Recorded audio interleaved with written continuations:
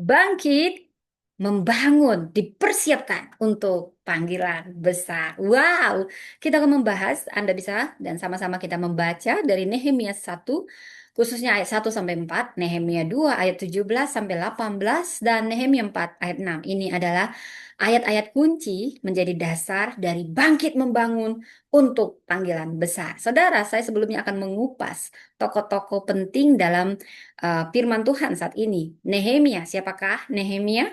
Dia adalah pemimpin rohani, seorang negarawan yang memimpin pembangunan tembok dalam keterbatasan, tetapi dengan iman, dengan strategi, dan keteladanan hidup. Wow, saya juga akan membahas tokoh-tokoh perempuan yang menginspirasi saya.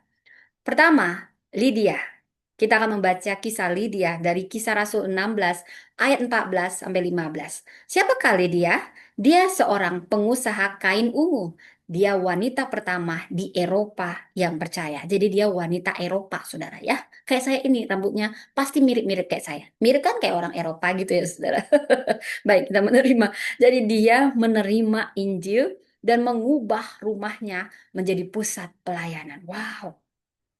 Ini sangat sederhana yang dia lakukan mungkin di mata dunia, tapi dia sedang membuka ruang untuk pekerjaan Tuhan. Ini sangat menyentuh bagi siapapun saudara yang bisa memulai dengan hal yang kecil, tapi di tangan Tuhan akan menjadi sangat berdampak. Kemudian kita juga akan membahas tokoh Deborah dari Hakim-Hakim 4 sampai 5 dalam kisah ini. Siapakah Deborah? Dia nabi perempuan yang bangkit di tengah kepasipan laki-laki. Hati-hati kalau laki-laki pasif, maka akan ada perempuan yang aktif menggantikannya. Wow, saudara.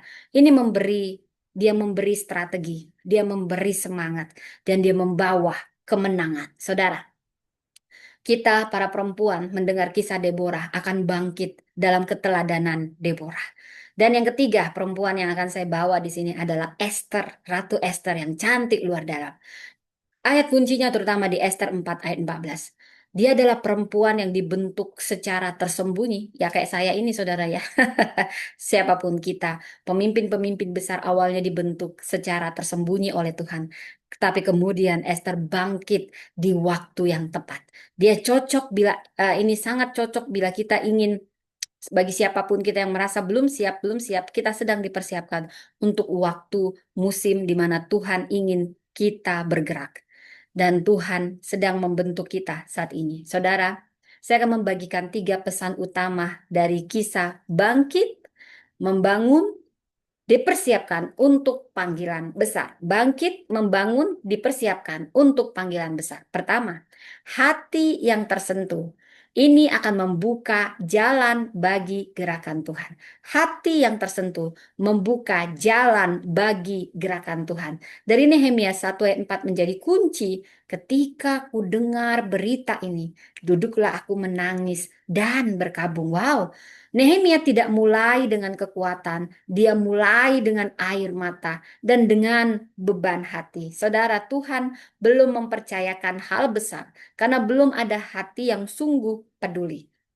Saudara, dari sini kita belajar, gereja tidak bisa dibangun hanya dari uang, tapi dari hati yang hancur dan mau diubah. Yang kedua, bergerak meski belum siap. Bergerak meski belum siap. Tuhan membuka jalan bagi yang mau membangun. Dari Nehemia 2 ayat 17 sampai 18 kita belajar, mari kita bangun kembali. Tangan Tuhan yang baik akan menyertai kita. Saudara, Nehemia tidak punya tukang, alat, atau dana, tapi dia punya visi. Dia tidak punya tukang, saudara, tapi dia punya visi dan otoritas rohani. Saudara, Tuhan menunggu kapasitas iman kita bertumbuh, baru kepercayaan akan dibuka. Tuhan yang sedang menunggu kita, bukan kita yang sedang menunggu Tuhan. Dia ingin kapasitas kita bertumbuh dulu, baru mempercayakan hal-hal besar. Saudara, mari kita bertindak. Kita bisa, siapapun kita, mulai dari hal yang sederhana. Dari tim kecil yang setia dalam berdoa tertib, Tuhan pasti akan percayakan lebih. Yang pertama tadi apa, saudara? Hati yang tersentuh akan membuka jalan bagi gerakan Tuhan. Kedua, bergerak. Meski belum siap, Tuhan membuka jalan bagi yang mau membangun. Ketiga, tembok didirikan. Ini separuh tinggi. Sebab hati rakyat mau bekerja. Nehemia 4 ayat 6 berkata, sebab rakyat bekerja dengan segenap hati.